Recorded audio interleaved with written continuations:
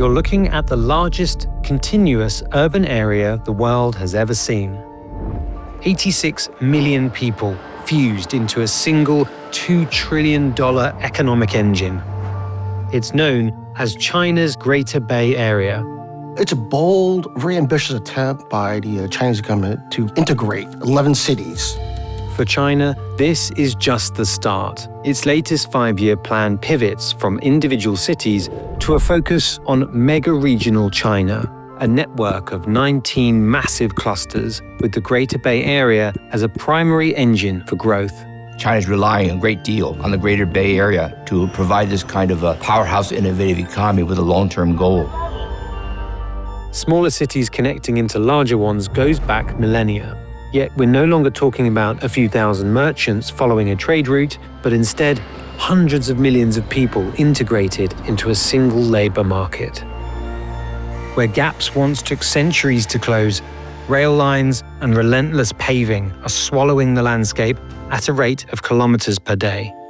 After 6,000 years of urbanism, cities are becoming larger and larger. Every single city is continuing to draw in more and more people for the kinds of opportunities that they can't get in any other sort of place. Economists believe that unifying the world's massive urban centers can revitalize economies and redefine the rules of growth. What happens here in China could be a blueprint for the future of humanity. This is China's Megalopolis project.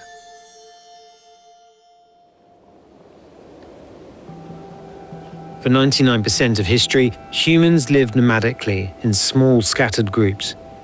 Then they began to settle, and 6,000 years ago, humans built the first cities.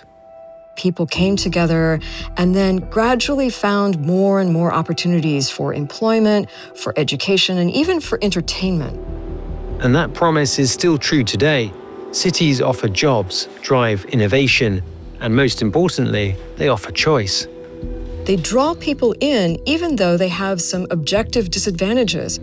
Cities can be crowded, polluted. We know that diseases can travel more quickly in a city, and yet you can't keep people out of them. The 11 cities within China's Greater Bay Area are some of the most productive economic centers in the world.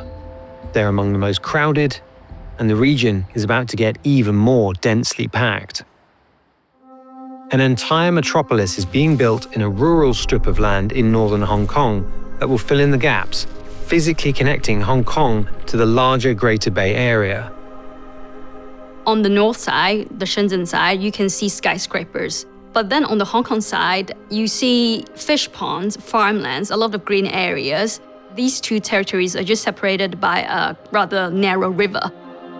That river is the front line of what's branded as Northern Metropolis, a utopian multi-billion-dollar plan to develop the area into a tech hub, housing everything from cutting-edge laboratories to promising startups, while physically bridging the gap with mainland China.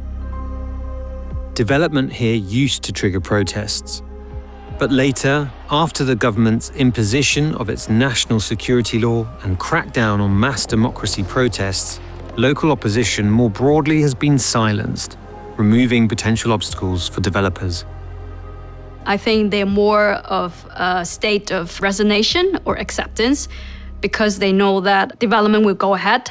All they can do is just accept their fate. I think the biggest loss will be the untouched wildlife areas, but most of all, the local communities. I born in this village, in a house over there, which was a wooden hut. I was really born in that wooden hut. My mum would bring me here on weekends, and all my uncles and their children were around here, and they'd teach me farm things like how to build bonfires. It's different looking over a public park than it is looking over a real wildlife, hilly area. Everywhere around it is starting lots of buildings, and road is changing every day. And I think we won't be here for too long. 我相信呢個如果講選擇性，你唔好話問我啊，我諗絕大部分人如果有得個選擇性，我都會住喺啲鄉村嘅一間小屋仔，有空間，我都唔會住樓咯。而家係冇選擇。For the Hong Kong farmers, the Northern Metropolis will proceed as planned, with the government offering cash and public housing to relocate eligible farmers and villagers. But there is skepticism among local developers, and Shenzhen's tech giants remain separated from Hong Kong by a real-world border and clashing financial systems. I don't think the government can just say, oh, this will become the center of a city and people will move there. We've seen that fail so many times all over the world. In China, that government-driven building led to ghost cities, massive infrastructure projects that lay empty for years. But over time, at least some of those projects did fill up, proving that if done in the right way, the if you build it, they will come method can work. So when we think about what makes a planned or new city successful, we often should look right next door and see who its neighbors are.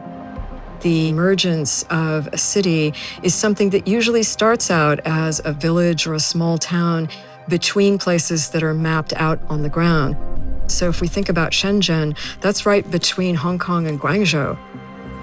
Shenzhen may be the fastest growing planned city in human history.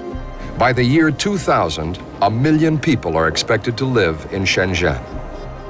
By the year 2000, there were actually 7 million people living in Shenzhen.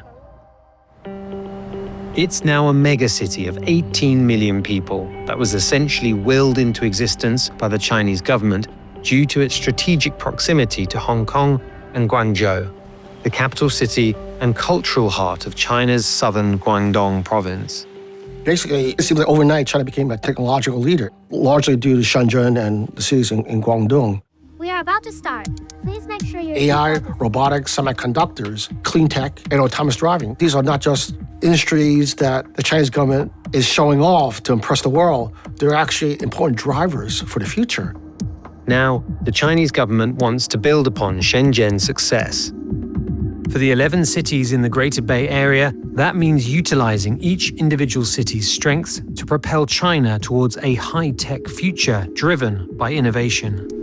Let's say you're a startup in Shenzhen, you go to Hong Kong, raise money, use that money, create a prototype in Shenzhen, and from there, if it works, you make it in scale in Guangzhou, and then you launch it in Macau. It sounds logical in theory, but getting the region to be a seamless, integrated economy could be much harder in practice.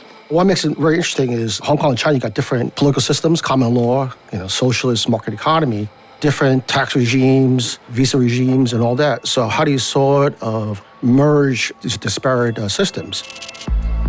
Hong Kong, which China considers one of the 4 core cities within the 11-strong Greater Bay Area, has its own legal system, currency and passports, and along with Macau, is separated by a border. And that makes integration through the Northern Metropolis project a government priority. Northern Metropolis is the engine for us, not just for growth, for uplifting as well. Right. But this engine is part of a much larger, high-stakes transition for China, away from things like textiles, cheap electronics, and a relentless boom in real estate. Those engines are faltering. Growth has slowed significantly as the country hits a wall known as the middle income trap. Moving from middle to high income requires a very steep increase in productivity. This is the ratcheting up of productivity among firms and labor that will move China from a middle income to a high income country over the next 10 years. Cities thrive when they don't have borders. Innovation succeeds through more integration, bringing together the people, the ideas, the customs. Information is exchanged through meetings, luncheons, mobility of labor. And that means you have to be within half an hour of the location of economic activity, in this case, the location of innovative activities, and that is Shenzhen. So I think it's become much more of what I call an economic political objective, a regional program, and has very many complex dimensions. While Hong Kong's loss of a distinct physical and political frontier is unique, its struggle might be a signal of what's to come.